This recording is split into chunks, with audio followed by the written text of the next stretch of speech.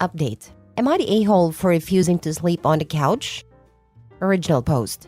I, 32 male, and my wife, 31 female, got into a heated argument after her friend accused me of hitting on her. The other day, on my way from work to home, I came across a friend of my wife, and she looked like she was carrying heavy stuff. So I asked if she wanted a ride home. At first, she declined, but as I was leaving, she changed her mind and got into the car. We had a nice chat whilst driving, and all was well. I even told my wife about it when I got home. Yesterday, I was confronted by my wife because I allegedly hit on her friend. I obviously denied it and told her the version of events, but apparently I was persistent with said friend when offering her the ride. I only asked twice, and the second time was asking if she was sure.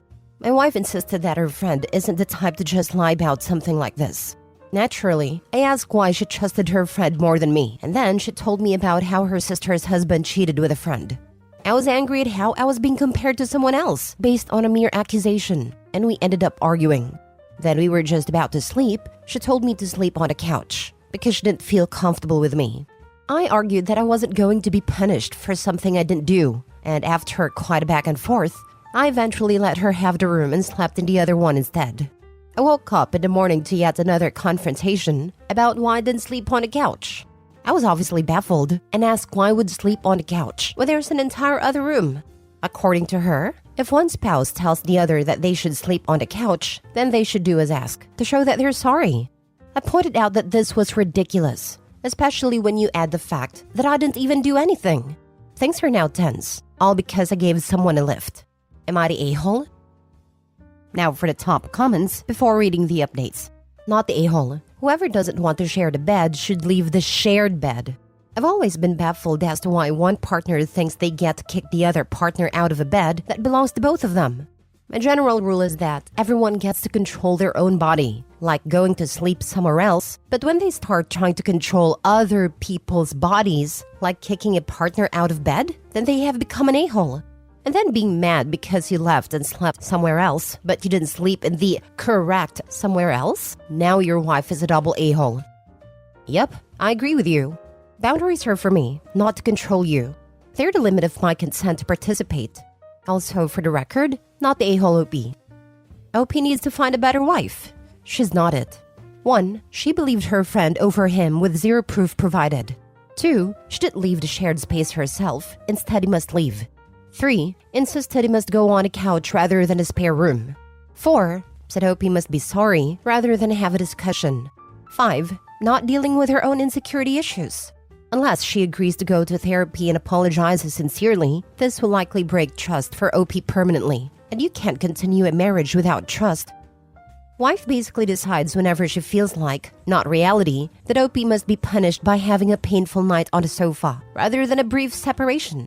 OP's wife only feels validated if OP is punished and in pain. Yeah, not sure if therapy fixes that one. Not the a-hole. Your wife's friend has deliberately lied, and your wife believes her over you. She should be sleeping on a couch.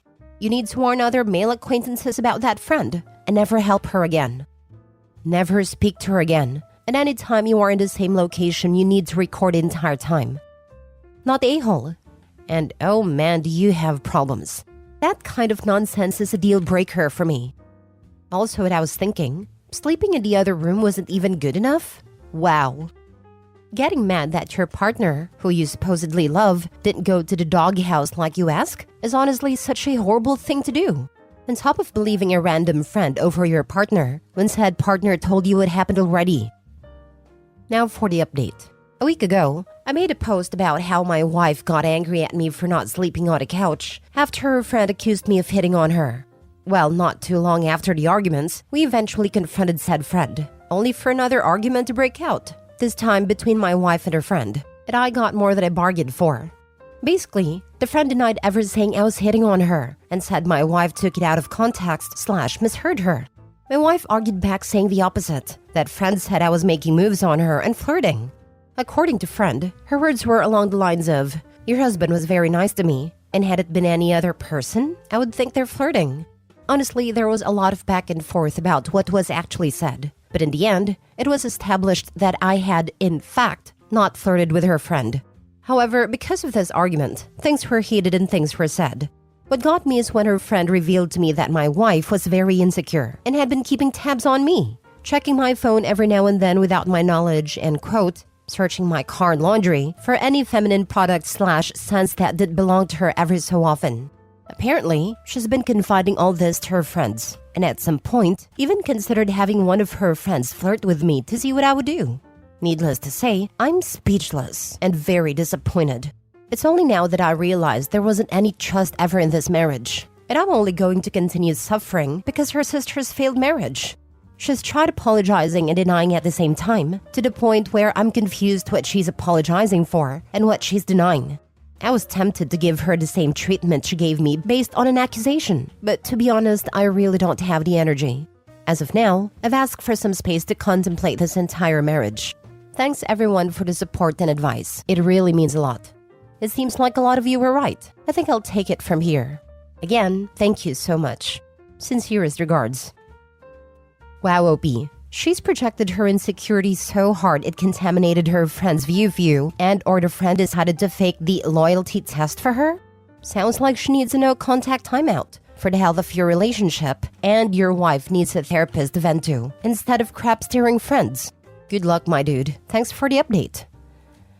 The way I'm reading it, the friend didn't actually accuse OP of anything at all, but OP's wife is determined to find evidence of cheating somewhere because she's so worried about what happened to her sister happening to her.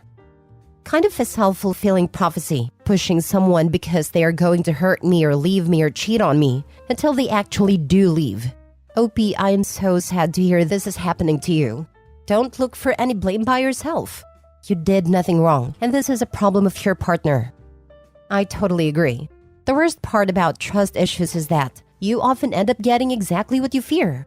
Too often, the suspicious behavior that results from distrust leads to conflict and breakup.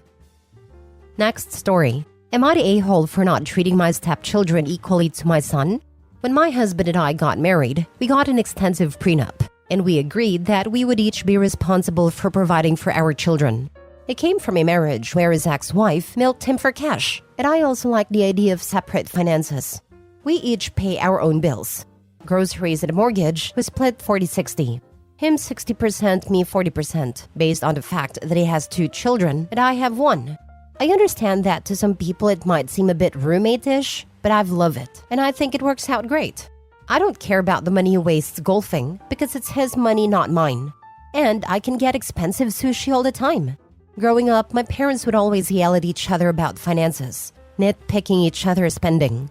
When my husband and I got married, I was in grad school and he worked in finance.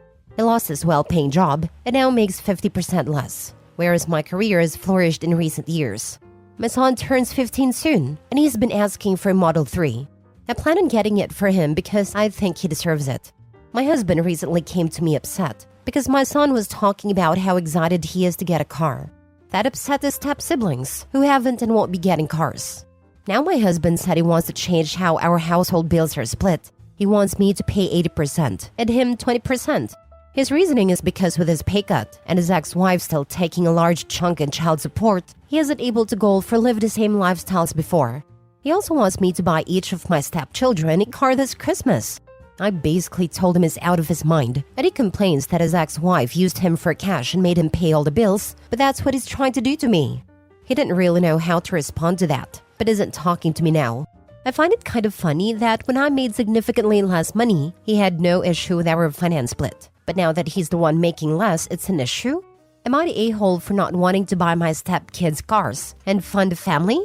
He wants me to top off their college funds too. Edit. I am a positive role model in my stepchildren's lives. We're pretty close. I go to their sporting events, plan their birthday parties, etc., but they have 2 living parents who are more than capable of fully supporting them if they tried hard enough. So I just don't feel like it's my place. The kids all know that my husband is responsible for my stepkids' cars in college, and I'm responsible for my sons. They're just disappointed with their dad right now because their friends all have dads who have bought them nice cars, which has made my husband kind of mad. I don't think having cars and college funds are a necessity though, more of a nice-to-have thing if your parents can afford it.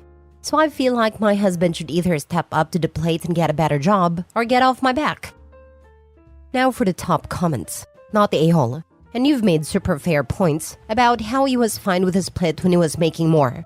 I don't see why you should have to finance this lifestyle now. But I don't see how you two are going to maintain your marriage at this point unless your husband comes around and is back to being fine with the original agreement. I'm definitely not going to cave. I had no problem living a cheaper lifestyle when we first got married, and he was well off. He still took me out for nice dinners, but my son went to public school, and I couldn't have expensive hobbies. If anything, it motivated me to get a good job and finish school. It just blows my mind that he thinks it was fine for me to live that lifestyle, but it's not good enough for him and his children. Your husband set the precedent when he didn't send your kids to the same school as his. This is a really good point. This alone confirms not the a-hole. You can pay for your kids' college and car fees with the private school fees you never paid for my kid. He complains that his ex-wife used him for cash and made him pay all the bills, but that's what he's trying to do to me. Love this. You're not the a-hole. Wild he lacked this self-awareness and had to have it pointed out.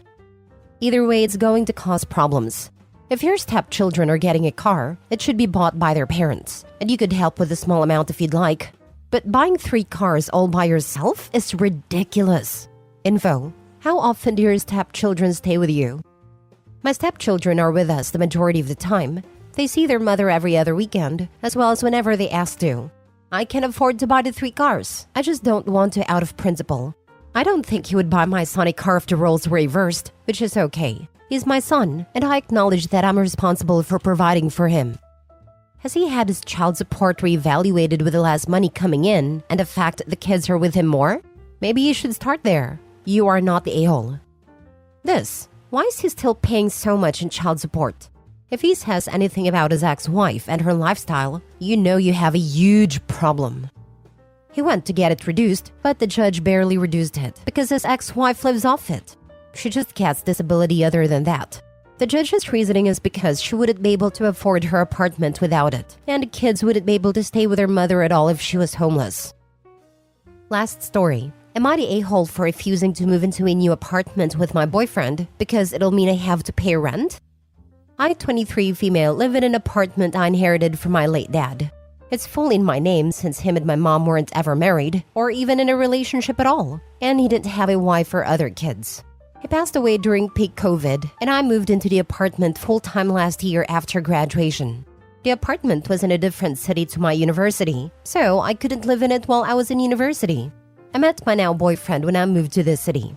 We've been officially dating for just over a year, and everything is great with him. Things are getting pretty serious, and he suggested moving in together. I was totally on board because I get lonely living on my own and ask him to sleep over so often. He's at my apartment for a lot of time anyway. I just assumed that he'd be moving into my apartment with me, so he won't even have to pay rent. But he sent me links to apartments that are already in my area. I had a conversation with him and asked why we couldn't just live at my apartment. He said he wouldn't feel comfortable living in a house that's completely mine, and he has no say over. He said if we rent a new place together, then we can have equal say in it. I got where he was coming from, but I was honest with him and said there was no way I was moving out of this amazing apartment that I live in rent-free, just to move into some other apartment in the same area and have to pay rent. I said legally, he would have tenants' rights if we lived together, and I won't ask him to invest in some home maintenance or renovation since that's my business. He still wasn't satisfied and said he still isn't comfortable and is just looking out for himself. He suggested I can rent the apartment out and use the rent money to pay my half of the rent to our new apartment. But I don't want to be a landlord. I have a full-time job and have absolutely no interest in dealing with all the complications that come with being a landlord. After a lot of discussions, I said that since we can't agree, it's better that we just don't move in together and see if we can compromise later down the line. He said it's honestly hurt that I can't be bothered to put in any effort for us to live together and that I'm coming off materialistic to be so attached to the apartment to the detriment of our relationship. We've kind of been at a weird, awkward place in our relationship now, and I just want some perspective, I guess. Am I the a-hole? Not the a-hole. It does not make sense for you to take on additional expenses to placate his insecurities and empower his need to control. If he decides to move in, then make sure you consult a lawyer before. Yes, this. Get a prenup agreement. He can also pay you rent, so it feels like his place. I thought of this, but I'm not sure I'd love the dynamic of that. Him paying me for rent to live in a place I own just doesn't feel right to me, and I'm worried that'll create an imbalance in our relationship, or even resentment because of how much more disposable income I'll have than him then. But if he's fine with it, then I'd be okay with it too. But I also doubt he'd be fine with it. I'll ask him about it next time. OP, it's not about feeling right. It's about not being dumb about this. You own this outright. He should draw up a tenancy agreement. But let's be real, it's not about the rent. He's controlling. Because in no way does any of this make reasonable sense. He doesn't want to pay rent at your place, but he wants you to leave a place you own just to live with him and waste money? No way. You are being smart. I own and live in a home that I inherited and own outright. My husband moved in with me, which is admittedly different because he moved in after we got married. That said, I did not charge him rent, but if he had asked me to move somewhere else with a mortgage or rent, I would have laughed in his face. What a waste of money. Even if you used your place as a rental, it sounds like you would be paying rent. Why would you rent out your place with all the maintenance and risks that carries to turn around and use that rent to pay rent to someone else? The only time it makes sense to do this is to use a rental to help pay for a mortgage. That way, you are gaining equity in the home you live in.